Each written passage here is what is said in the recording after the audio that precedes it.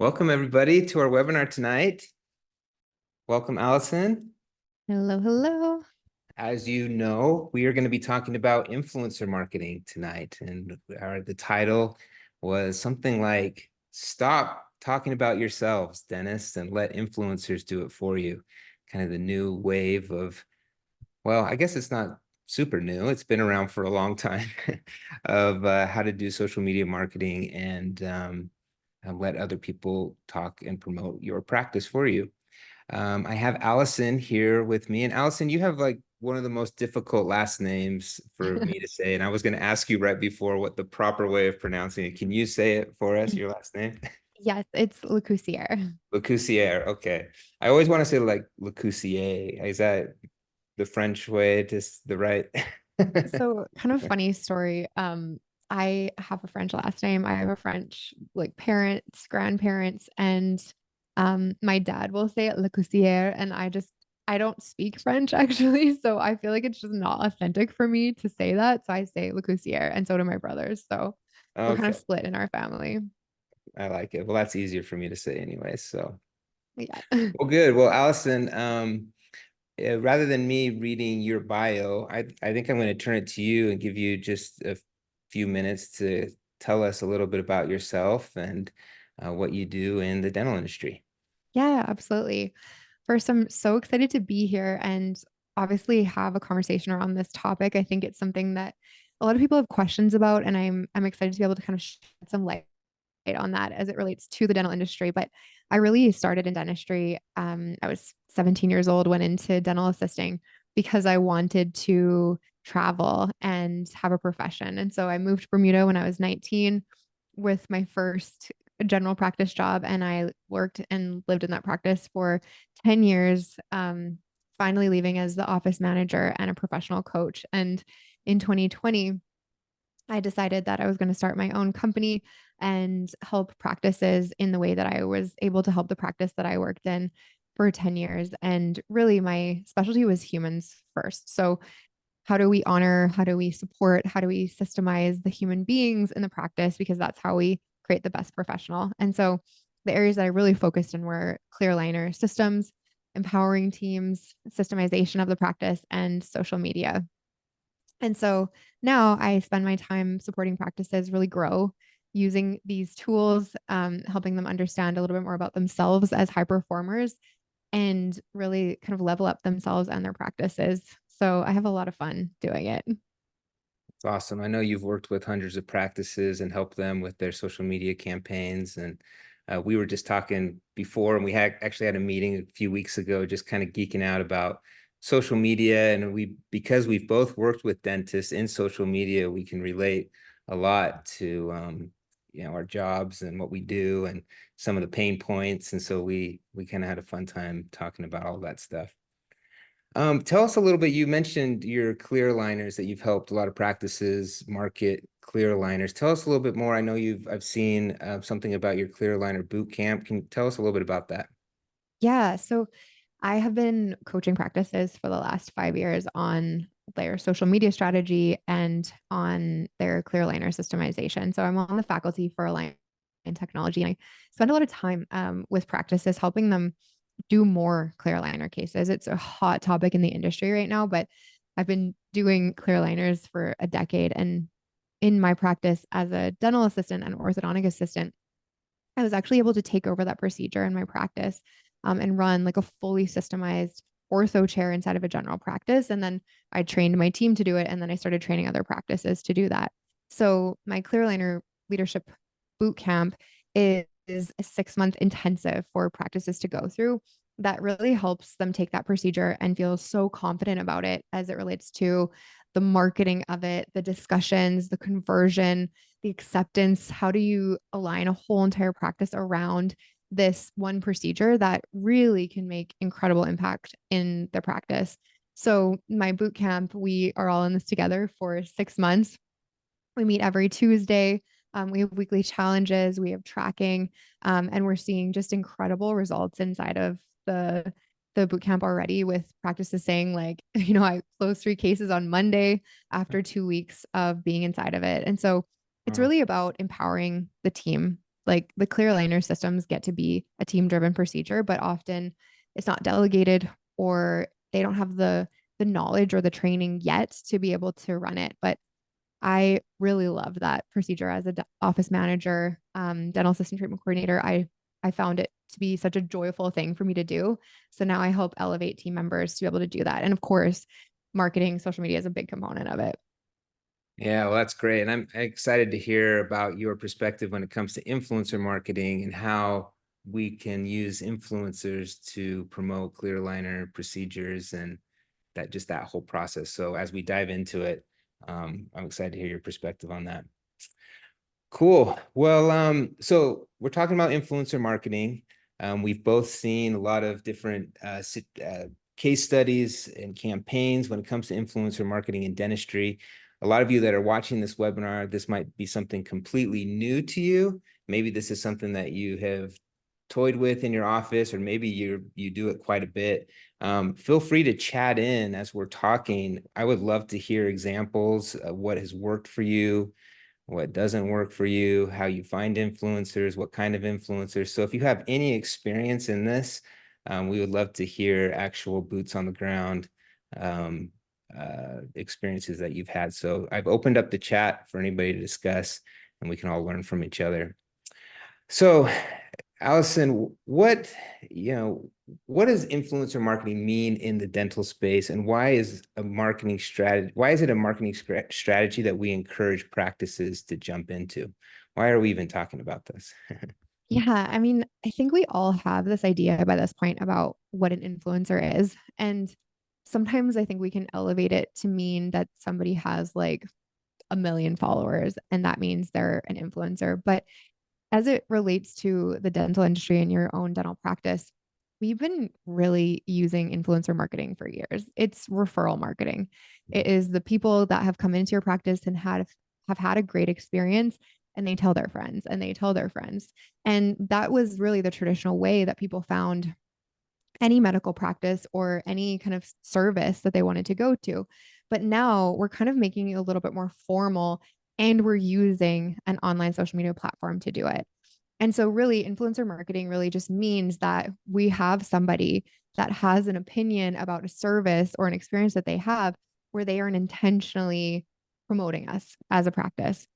And the reason why, and I just love the title of this webinar, like stop talking about yourself, because when we have somebody else tell, if I've had a great experience with you and I go and tell my friend, like, oh my gosh, you need to use my social practice, they're going to trust me more than they're going to trust you saying my social practice is the best. And it's the exact same thing when it comes to influencer marketing. When we see somebody that we follow online because we resonate with their message, we resonate with their values, we maybe want to be like them, we're inspired by them, and they're talking about a product, we're more likely to be interested in that product or that service because we already like and trust them. So that is essentially influencer marketing. And why in the dental space?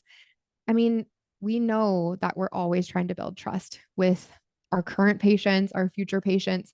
And this is just one of those avenues that is becoming very popular in building trust with our potential clients, but also to become seen or found by people that might not have otherwise found us.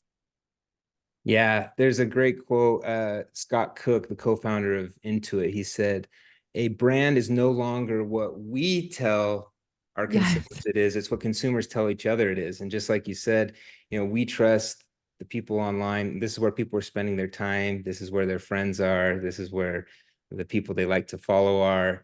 They trust that so much more than hearing it from a doctor or any brand in that matter, any billboard or commercial. I don't even things that you see in commercials. We just had the Super Bowl, all these big brands with spending millions and millions of dollars to get these celebrities to be in their commercials.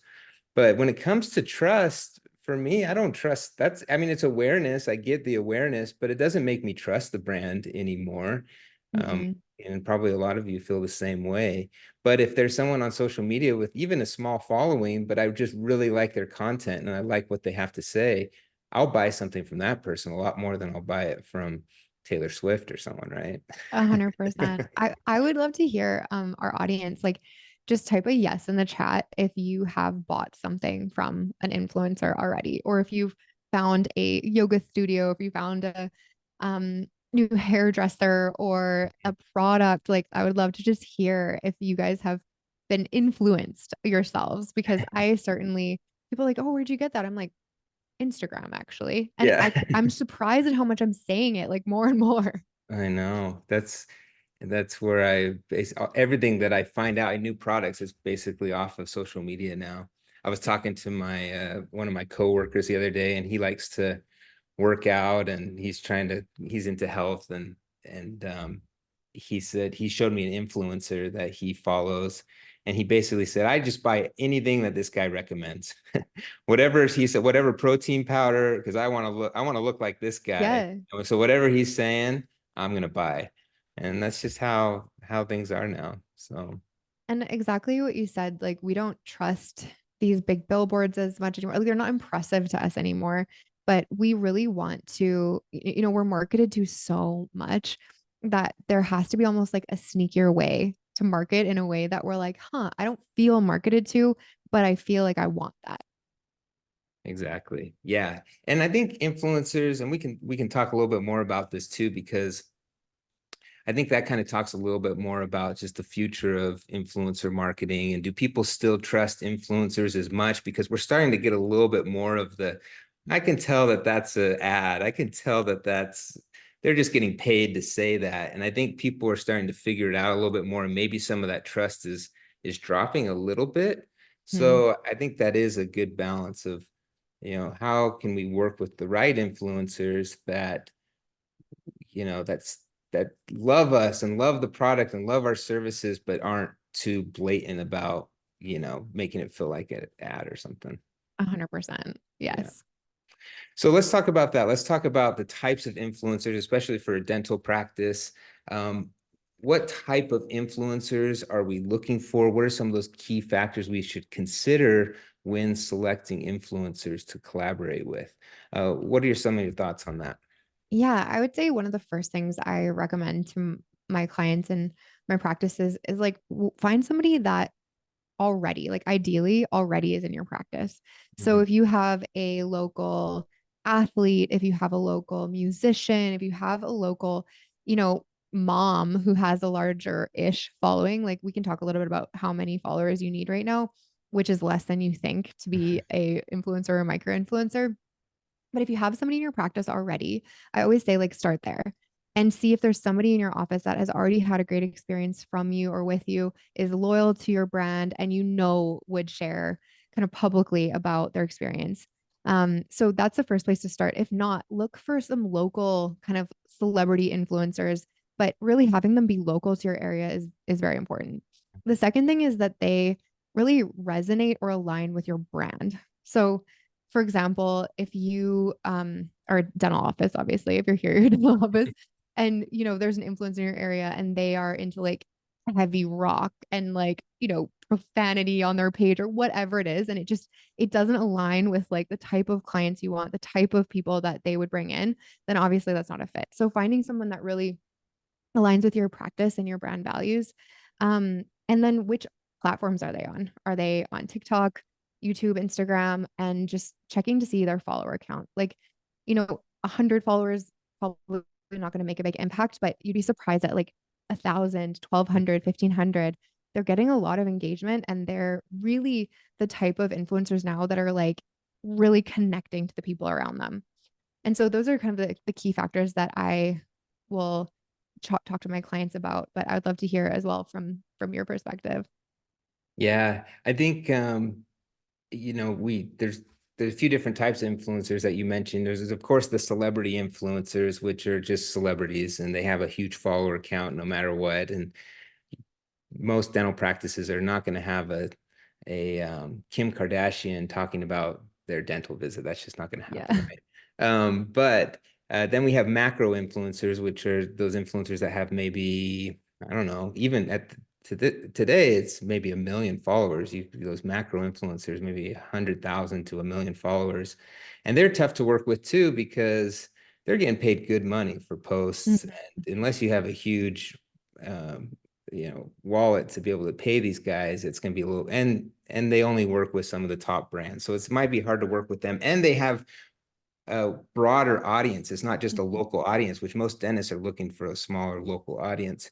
And so what you're mentioning are these micro influencers, or they call them nano influencers, and that range of like 1,000 to 5,000, that's kind of the amount of followers that you want to look for. And the thing that's great about those micro influencers is that a lot of them are trying to build their brands. So they're excited about it. They're like really, they want to engage with all their followers. If you send them a direct message, they'll respond back to you quickly, because any brand that wants to work with them, that's really exciting. Hey, if somebody wants to like do a trade with me, or someone wants to pay me for a post, like they really like go the extra mile to do really great content. So yeah, those are the type that you'll want to look for. And a lot of their followers too are in a local area. A lot of them are probably their personal friends that they know. And those are the type of people, if it's someone in your local area, that you want to reach. Mhm. So yeah. Exactly. And I would say like even like the cherry on the top, these are the influencers that I've seen work so well in especially my general practices are the influencers that like are interested in a smile makeover or aligners or like they're wanting something done and then they're so excited about that transformation and are willing to share it. Like that doesn't necessarily need to be the case. It's just an extra benefit because they're talking specifically about their own journey and what you've done for them. Exactly. I want to share, if it's okay, I'm going to share an example. This was a case study that worked really well tying with micro influencers. This is my cousin. Her name is Natalie. She lives down in Arizona, and she's a photographer. And so she has that sweet spot we talked about. She has a little over 3,000 followers on her photography page.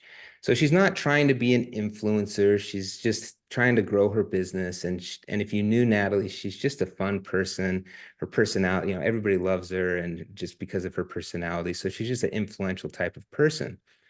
And the doctor realized that, her dentist, and like you said, Allison, she was interested in some veneer work. She wanted a little smile makeover. And the doctor said, well, Natalie, I would be happy to give you a discount on your veneers if you would be willing, every time you come in, just share your experience about the practice on your photography page. And so that's what she did. Every time she came in, she just tagged the doctor. She talked about her journey. This video in the middle is her, well, when she first saw her temporaries. And she said, I ugly cried. Dr. Harmon nailed it. My upper permanent teeth are in. I'm speechless. If you have any dental needs, I highly recommend my dentist. And then tagged the doctor. And I reached out to her because I saw all these posts, and she's my friend on Facebook and Instagram. And I said, how did this collaboration work? I said, did the doctor give you a discount? Did you get very many people messaging you about this? And she said, Blake, you won't believe how many direct messages I got. And she actually screenshotted a bunch of her messages and she sent them to me. And if you read these, beautiful. I've been wanting to do my teeth for a while. I'm so self-conscious. Yours look so great. Do you mind if I ask how much? I'd love to start budgeting for it. So beautiful. So how does he do this? Does he drill your permanent teeth down to nubs? Hey, lady, I'm on the hunt for a new dentist. My current dentist is struggling to keep my crowns in my mouth. OMG, I have to do the same thing. I have major anxiety with dentists. Keep me posted on your journey. You inspire me. I will contact Dr. Harmon for sure. Thank you. Sounds like I need the same work as you. So all of her friends that follow her, that see these beautiful pictures of her, they want that same thing and they trust her. Obviously the dentist knows all the answers to these questions, how he does it, how much it costs, if it hurts, but they're not asking the dentist, they're asking their friend Natalie. And this led to so many new cases for this doctor. And so this was the first time he tried influencer marketing, and it was with one of his current patients. As Allison said, that would be a great place to start, with one of your current patients. And now, because of this, it has just spread, as more people see it, and another person gets their work done, and then they share it. And he has said he has over 30 cases that have come from this single case, just because he was willing to discount this, and she could talk about him. So this was just an incredible example from someone I know personally that how influencer marketing can work with one of those micro influencers. Yeah, that's amazing. It's pretty incredible when you see somebody that like you're so right. It can be like overly salesy and like you can tell when an influencer is being paid to do this or they just have an agreement and they've never had the experience before. There's less trust. But if somebody's like, look at what I'm going through and I'm so excited to share it, it's such a different experience for people to watch. Yeah, that's why it might be so much better to, even if it's just someone you know that has a lot of friends that maybe just has 1,000, you know, Facebook connections or Instagram connections, to have that authenticity is what's the most important thing, Mhm. right? So we talked a little bit about follower count, platforms. What are some of your thoughts on the best platforms for these influencers? Where should they have a following? Yeah, I mean, obviously, like younger audience is like living and breathing on TikTok, being influenced every day on TikTok. And then I would say like your millennial moms live on Instagram. Mhm. Um, and then I wouldn't ignore YouTube either. We have a lot of people following their kind of like influencer onto that platform as well for some like longer form video, which is coming back actually, Mhm. and the YouTube shorts. So I would say like those three platforms are where you'd want to have this. I I know that Facebook is great for a little bit of an older population, and I never ignore Facebook. I think it's important. And there's ways now, of course, that we can transfer our content through multiple platforms at once, which I always recommend. But I would say really look at like who is the person that you want to come into your practice. And if it's, a little bit of older generation, then you choose your platform based on that. If you're like, no, I want like teenagers, young 20s, then go to TikTok. So I would say first things first, really think about who it is that you want more of, what procedure you're really wanting to bring in more to your practice, and then pick your platform and your influencer from there. Yeah, I think that's great advice. Instagram and TikTok too, as we know, short form video is so popular. It's such a popular type of content now. If you can get an influencer to do a little video or a reel or a TikTok and post that, there's probably you'll probably have the most success with a reach with that Mhm. type of content if you can get them to do that. So if they have a following on Instagram or TikTok, that's definitely someone you want to work with.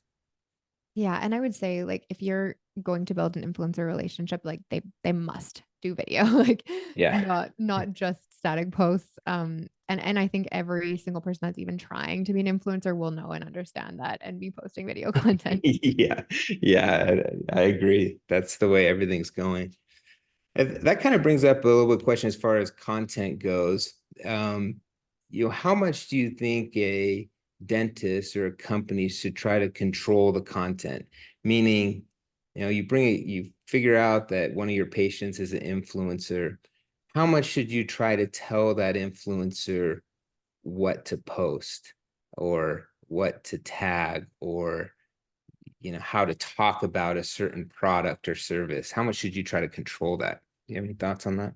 I think that there's definitely some guidelines. Like when you want something to be successful, you have to have like your expectations clarified.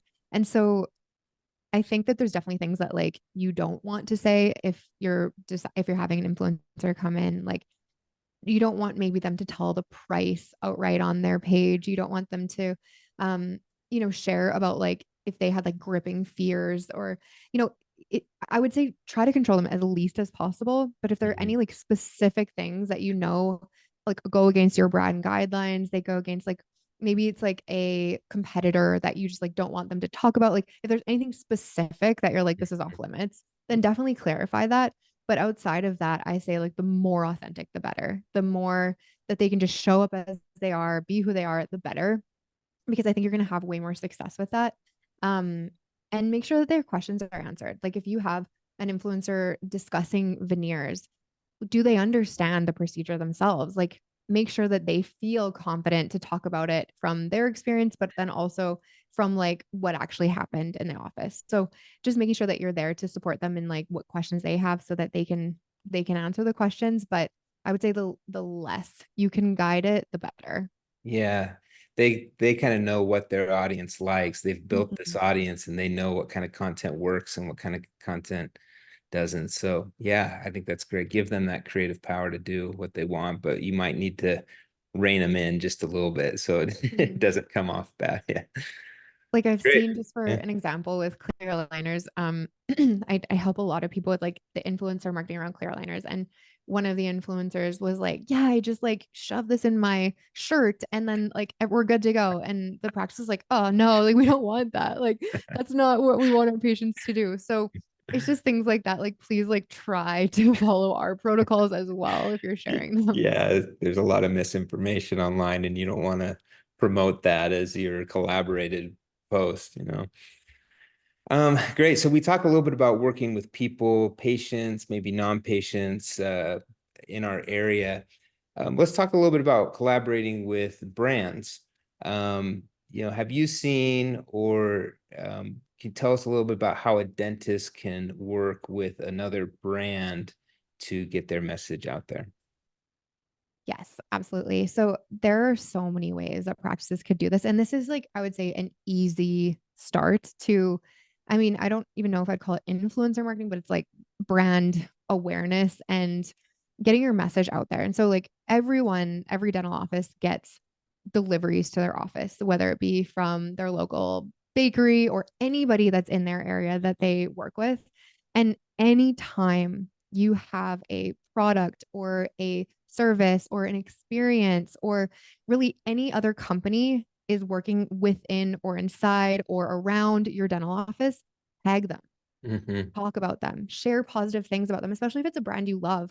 Because what happens is like that is somebody that's automatically in your demographic, in your location. And if you're talking about, let's just say it's a coffee shop down the street, how much you and your practice love to go there, you go there for team events, and you're saying how great they are, they're likely going to put that onto their social media. And then all of their clients are going to see your page on their story or even in your collaboration post. So this doesn't even need to be something extremely formal, but I would say like this is something you can start right away. And really, like I just tell my teams, like any product or service or experience that you have that you can tag, go ahead and do it. Because if you're sharing something positive, they're likely going to share it. It just continues to build your brand. Yeah, I love that.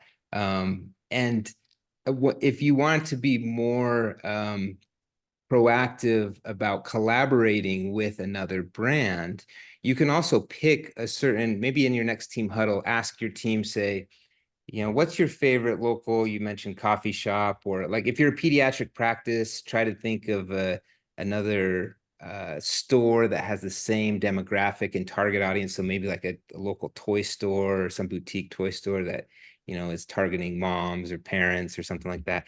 And so you could go to one of those businesses and say, hey, we have the same audience. We're trying to reach the same people in this local area. Let's do a little giveaway together. Like maybe Yes. you can give away a little toy and we'll give away a free cleaning, or and we'll put it together in a little package and we'll run a little giveaway on our page and we'll both promote it. And so you're kind of feeding off each other's audiences.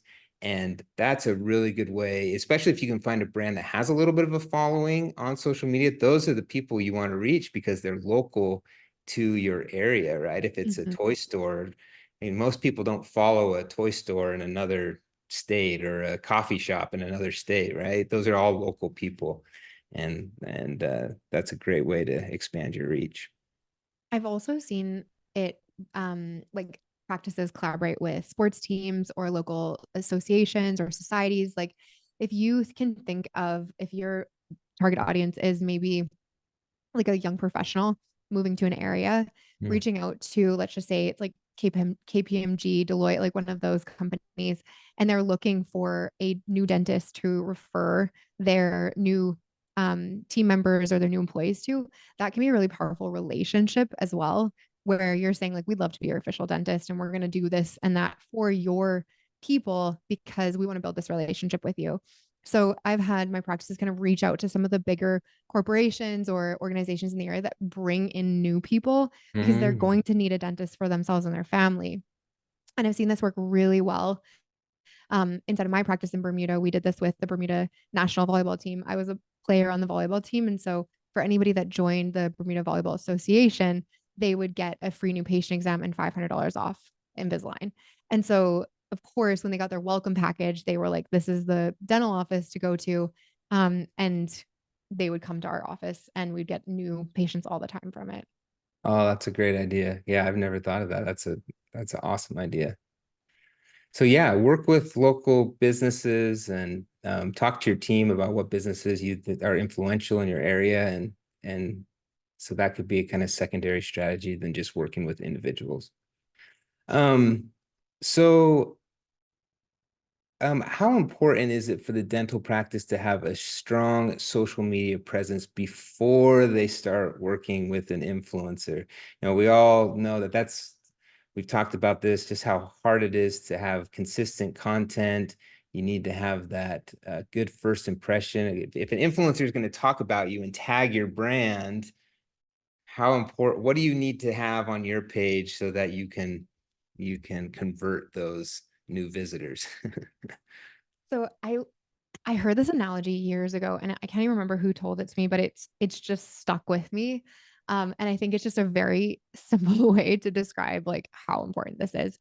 If you can imagine that your page is a party, like that's the party where people are invited to, and you have now like created a relationship with an influencer, and their job is to go and find people to invite them to your party. And so they're going around giving the invitation to all of these people, and everyone's like, "Cool, that sounds great." They take the invitation and they come to the party, and the party sucks, and there's nothing there, and it looks like nobody's been there for the last 3 weeks, and there's no way to find out more information. People are going to leave that party very quickly. And the exact same is true when it comes to your social media page. Your influencer might do a great job inviting people to it, but if they get there and they're like, like, I don't want to be here, um, it's all for nothing.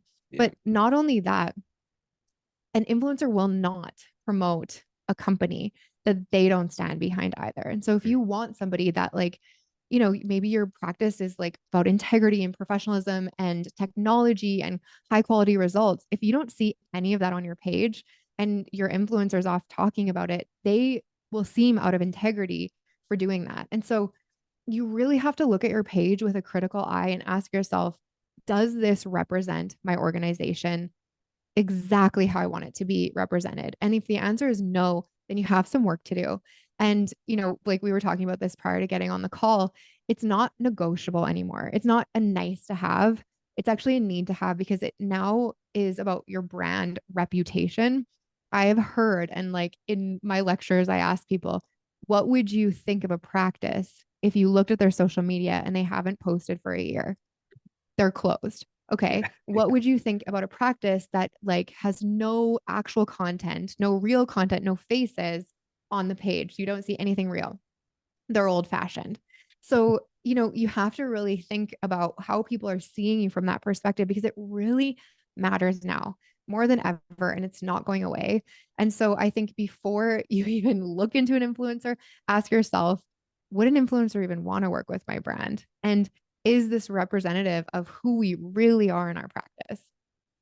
Yeah, and you're gonna waste your time and your money if you pay an influencer to try to promote your practice that has no presence and no good content, because it's just not going to convert. Well, it's going to be, like you said, it's going to be hard to get the influencer to even want to do the campaign. And Yeah. then if they do decide to do it because you're paying them or the deal is good enough, then you're going to have a hard time converting. I like to think of it, another way to think about this is sometimes we see practices run a Google ad, or like in the map section of Google, you can run an ad in the map section, and they'll run an ad to be at the top of that page. But then when you look at their reviews, they have like two Yeah. 3-star reviews. So they're spending all this money to get to the top of the Google map, but then they have 2 reviews where people are going to click on it and they're like, well, okay,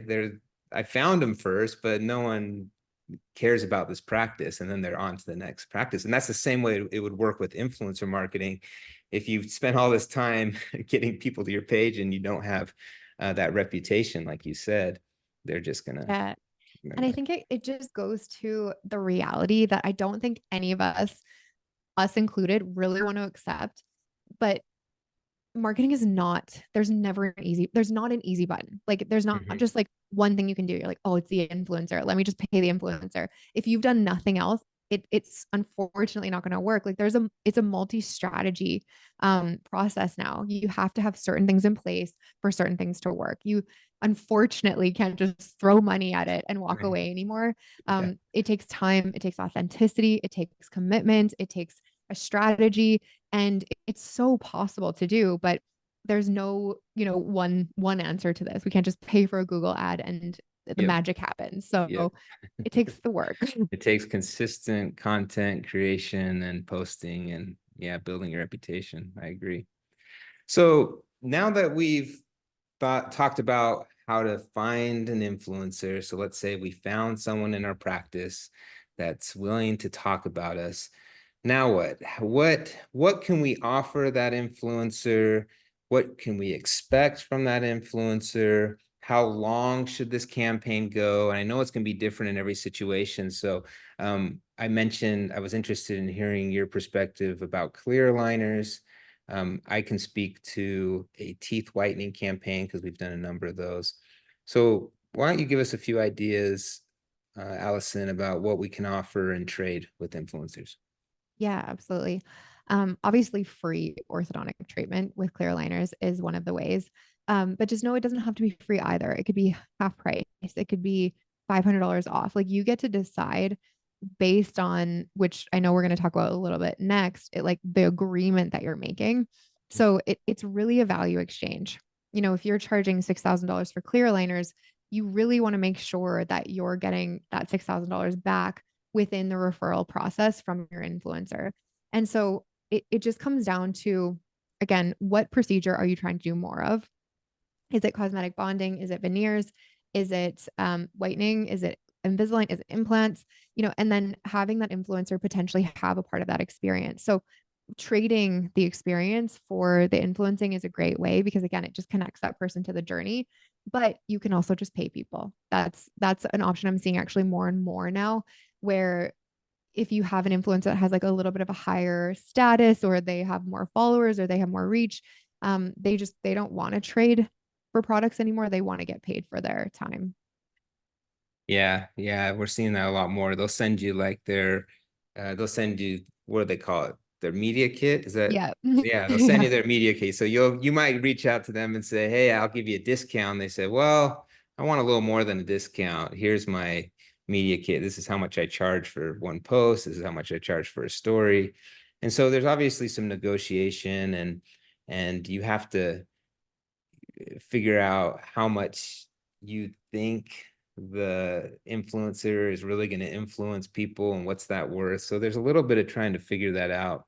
One thing for us, on clear aligners, that's a bigger long-term case. One thing that we toyed around with is just a whitening offer Mm-hmm. where you kind of know exactly how much a whitening is going to be in your office, how much the materials are going to cost and your time, and you can kind of put a number of this is worth $400, right? And that's $400 is probably a micro influencer would be willing to do maybe a post and a couple stories for $400, so $400 worth of product.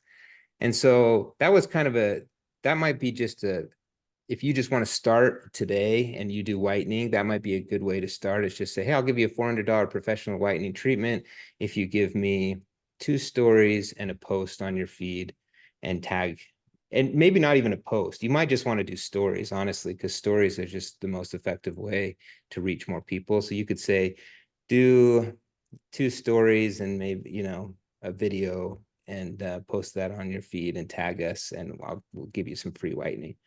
Mm-hmm. Um, but yeah, longer term cases, you probably want to require more like that example with Natalie. Every time they come in to Yeah. do a check, they should post about you probably. Yeah, exactly. And that's the way, like, I'll share just an experience that didn't go well for one of my clients. And she came to me after she had built this agreement and had kind of told me about it after the fact. And this influencer was a very famous and popular influencer, and she actually came in to be a patient, and the orthodontist actually just gave her the Invisalign, and there was no contract, there was no agreement.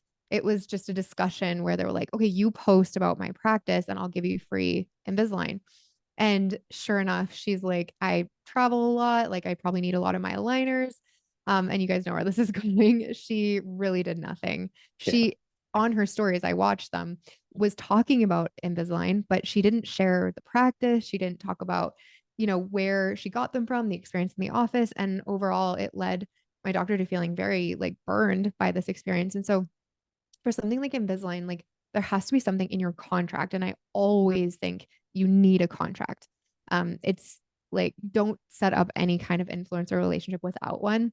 And in there, at some point, it says, if you're not fulfilling on this agreement, then we will stop treatment. Or there's some consequence to them not fulfilling their end of the bargain. You just don't want them to walk out of the office and not do what they're meant to do. But with Invisalign, every time they change their trays, it's easy to post. Every time they come into the practice, if they're using virtual care, making sure that every time they're changing their aligners, they're sharing something about it. Maybe that they're during their treatment, they're creating a time lapse. Like there's so many ideas around that transformation. But really clarifying, I think what you said, Blake, is like making sure there's a specific number that they follow in order for this to be a true agreement, and for having somebody follow up on this and watch and notice that, if they're not. The other thing I get into my agreements is a monthly kind of metrics analysis. So if they're putting unique links into their stories, how many clicks are they getting? If there is a unique link that they have on their page, how many people are clicking on it. So just, I know we're going to talk about metrics in a little bit, but just making sure that there's a way that you're measuring the success of this from the beginning and clarifying that. Yeah. And asking them, there's a Instagram, for example, has an insights page where they could actually screenshot their insights page and send you that screenshot. It tells you exactly how many people, how many counts their posts reach that are followers of theirs and non-followers, how many accounts it reached because of certain hashtags that they use. And that really helps you understand how effective those posts were. Let me show you something really quick. I'm just going to share this. We have a little template that you can use. It's an influencer agreement that we created, and there's some red in it that you can change and edit depending on the service you're providing, depending on how many posts you want to require from the patient. And so if you want to scan this QR code, you can download this template. And then you might want to work with your attorney just to make sure you have customized it how you want it and make sure you have all the fine print that Allison talked about. But feel free to scan that. Great. So we figured out kind of what we can offer the influencers. Now we started talking a little bit about the ROI and how we can track the success of these campaigns after they're done. Anything more you want to add to that, Allison? How to track the success? Um, just kind of from jump, like you can look at an influencer's follower count, and followers can be purchased. So asking your influencer to send you over their internal metrics before you even start is a really good idea, including their location of their audience. So we've seen a couple of pages come through and they're like, we're not growing, we don't know why. And at some point, somebody had purchased followers for their page. And when we looked at where all these followers were from, it was like completely different country. Nobody actually lived there that they wanted to give services to. So just be cautious of that as well. But yeah, that's what I would really suggest to get started. Yeah, one of the best ways to figure out if there's a follower, if they've purchased followers, just look at how many comments that they actually have on all of their posts and see if they respond, how many people are really engaging with the post. Like you could even tell if you read the comments of the post and all of them, and they just say awesome or like one word comments, those are probably bot too. That's bot engagement. And so Mhm. that's not going to do you any good if they just have that type of engagement helps with the algorithm. That's why they do that. It helps push their content up, but those type of followers are not going to be potential patients of your practice. So you just want to make sure to vet your influencer before you do work with them. And then, yeah, like mentioned, ask for the statistics after, ask them to show you. And then the last thing that Allison mentioned was having a tracked link that you can provide to them. There's a lot of different services that will provide a tracked link, and you can actually see how many times it was clicked. And you could even provide an offer through that influencer. So the influencer could say, if you click on this link and fill out this form, this is my tracked link, and you'll get 10% off your treatment or whatever. And then that landing page should have a form on it they can fill out. So you can see exactly how many people came through that one influencer. And that might be something you need an agency to help you with. I know that it sounds easy. Okay, just create a landing page, but I know most of you, it's hard to just create that. So you might need to work with an agency to do something like that. Okay. Are there any regulatory considerations with working with influencers? We talked about the contract. Is it, I know in different states, you got to be a little bit careful too for paying people to talk about you if it has to do with healthcare. So that's just something you need to know in your state. But how about just getting the influencer to state that this is an ad or a sponsored post? Yeah, so this is actually getting interesting. They're kind of cracking down a little bit more because like influencing is such a big business now.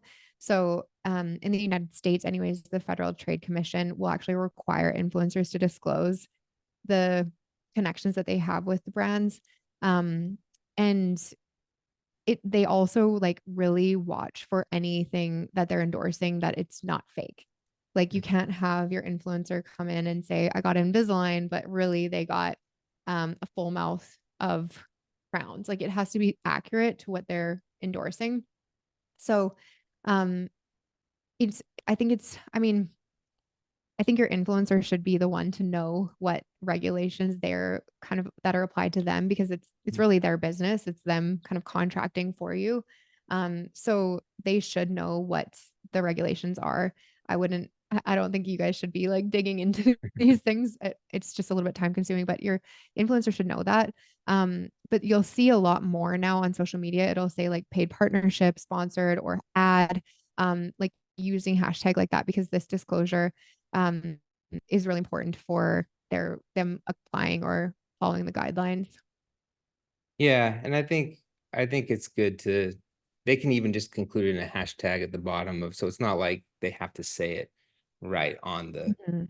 you know, either speak it or Yeah, make it really obvious. It's usually no. just kind of a small in the caption, but I think that's good sometimes to include. Okay, let's see. So we'll just ask one more question and then we'll kind of open it up for some Q&A. If anybody has questions, feel free to put those in and we'll address those in the last 5-10 minutes or so. I was just going to ask about what you see as the future of influencer marketing. Maybe platforms, there's always a new platform popping up. We talked a little bit about just the trust value of influencers. Where is this all headed? Do you have any thoughts on that? Yeah, I really think it's not going away. Like I think this really is the future of marketing in many ways. So I think like you said there's going to be an even bigger rise in the micro and nano influencers.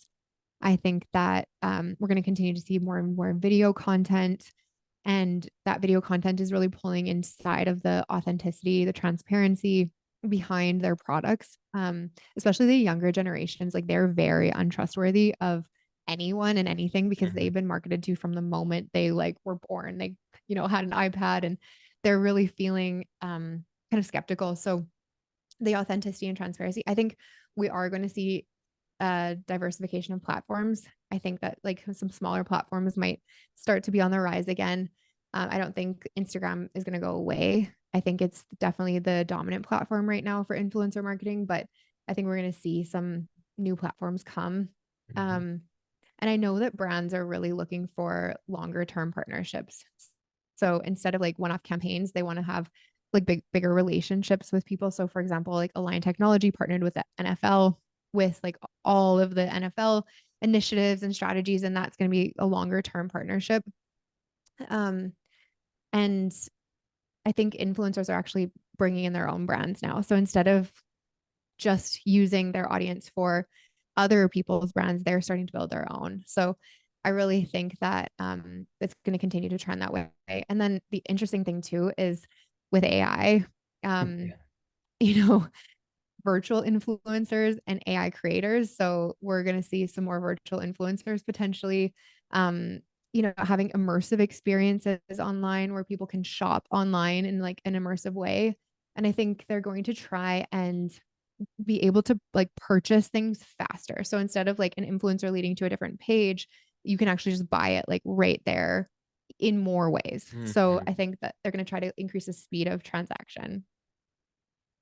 Yeah, AI is going to change everything with how influencers create content too. They're going to be able to create content twice Mhm. as fast, and it's going to be more and more authentic. Right now, it still kind of feels when you create these AI avatars of people, they still feel a little robotic, but it's going to get better and better where you're not going to be able to distinguish a real person from a fake one, and they're Yeah. going to be able to produce that content so much faster. And so but I agree.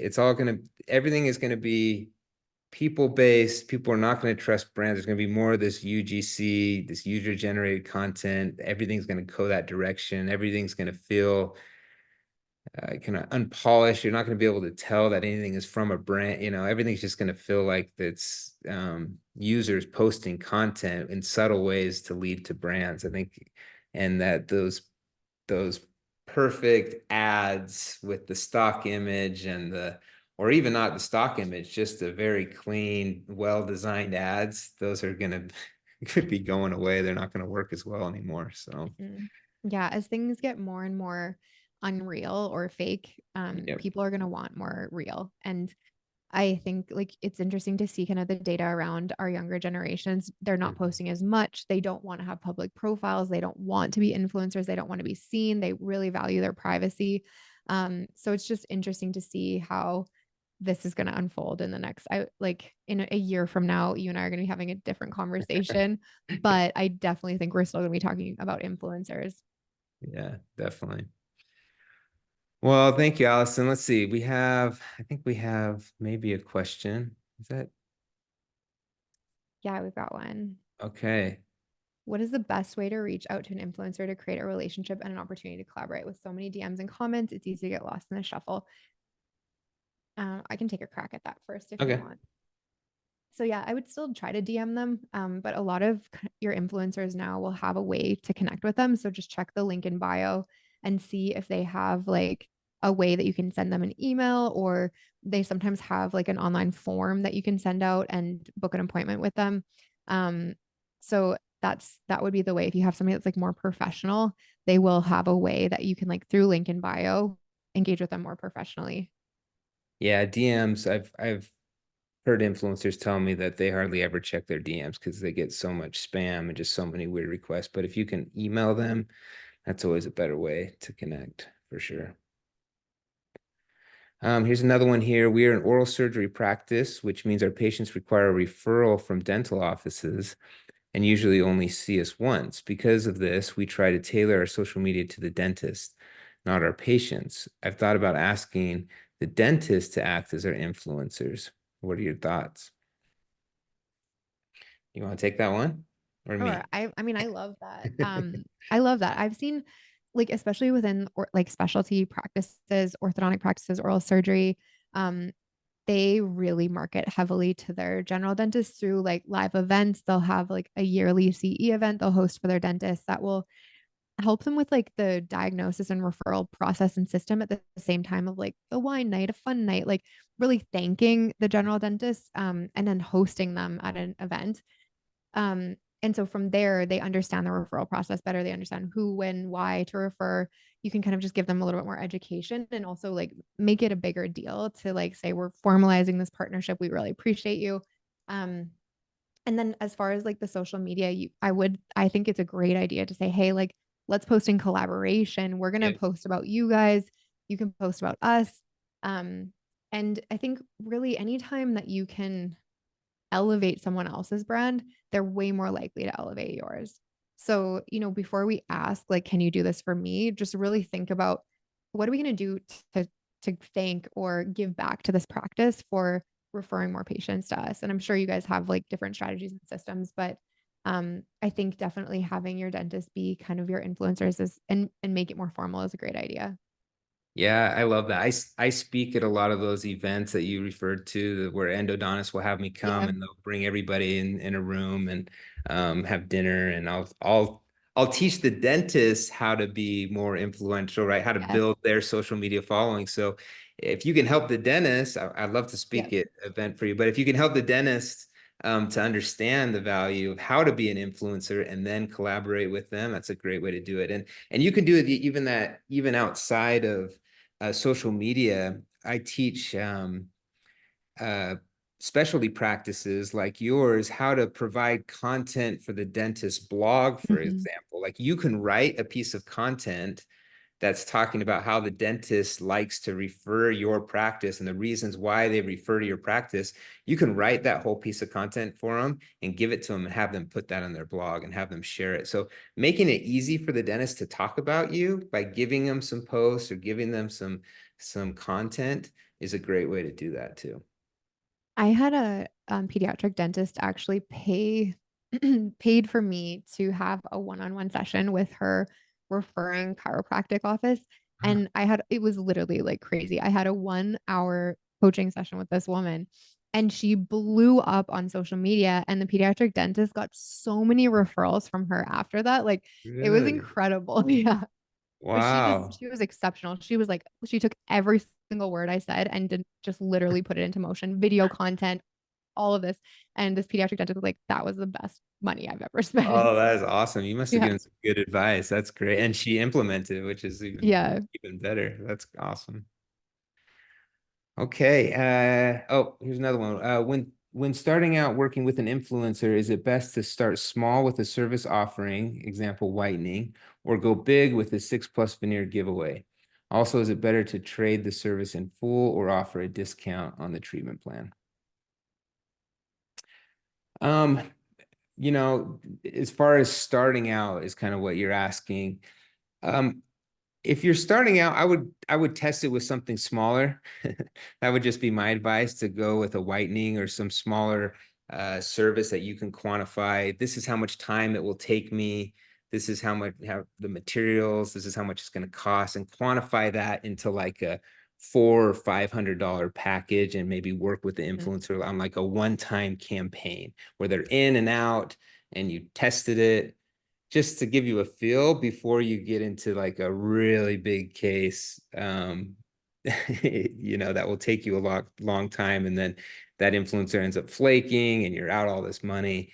So I would test it out first on a smaller case. Do you have any thoughts on that, Allison? Yeah, I would say it kind of depends on how well you know this person too. Yeah. Oh, Like true. if it's somebody that like you already have a pretty good relationship with and they're interested and they have a following and the stars align, then like sure go for the service that they want. Um, and then really kind of quantifying this. Like, so if you're doing a 6 veneer giveaway, like that's a serious procedure, that's a serious contract. And so you want to make sure like that they're legit, that they're going to be able to fulfill on what you need for that. So I definitely agree. Like start small, especially if you don't know them, and then let them know like this could turn into other opportunities depending on how this goes. We're so excited to work with you. But if you know them really well and they have a really great reputation, then I would consider going aligners or veneers. Yeah, that's great. Let's see. Was there one more question? Oh, that was it. Um, Not seeing any other questions. I want to share this really quick. So one thing that we've been working on is how we can help you get influencers in your office. And there are a number of different ways that we can vet influencers in your local area and find influencers in your local area that we think might be good candidates to come in for a whitening treatment. We work with your practice on determining what you want to give away or what you want to trade or the discount that you're willing to give. And then we would find an influencer in your area that we think would be a good candidate for that collaboration.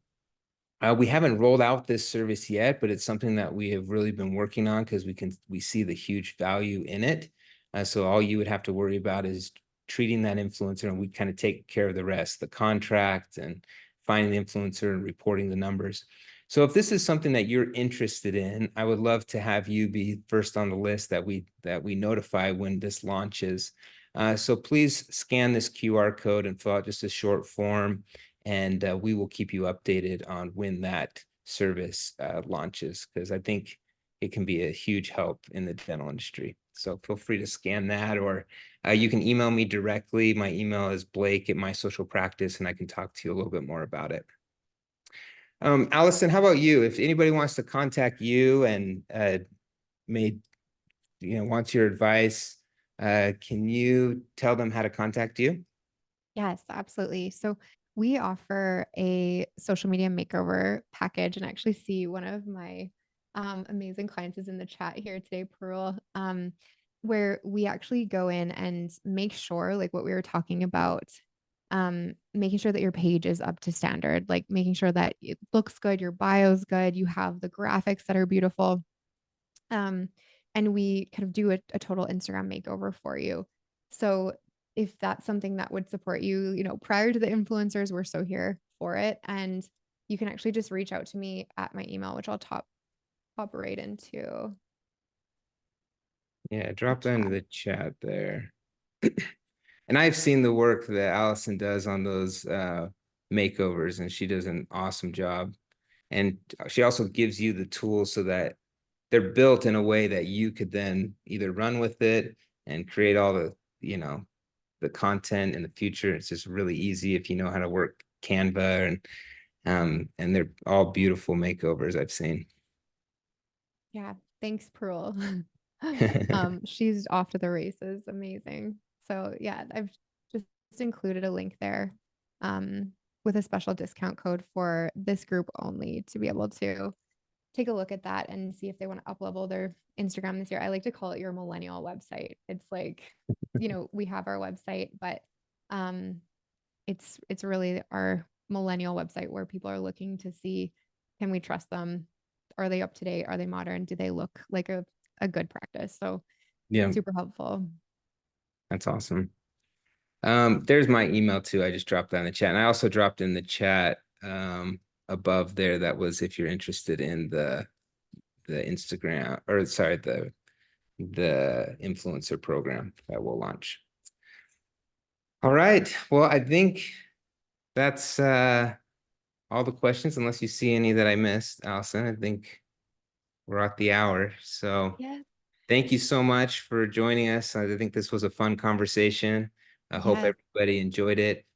This was recorded, and we'll be pushing that out on our blog in a few days, so you can rewatch it. But thank you, Allison, and you have a wonderful night, and we'll talk to you soon. Oh, Awesome. are you? Let's see. I don't Oh my see. gosh, I didn't post it to everyone. Let me just. Oh, Allison's links, I think, just went to the panelists and the host. So good. Thank you. And you All right. put I think that. email. There it is. Okay, her link's in there now in her email. All right, Have a great. great night, everyone. All right, we'll see Thanks, everyone. See you, Blake. Allison. Yep. Bye. Okay, bye.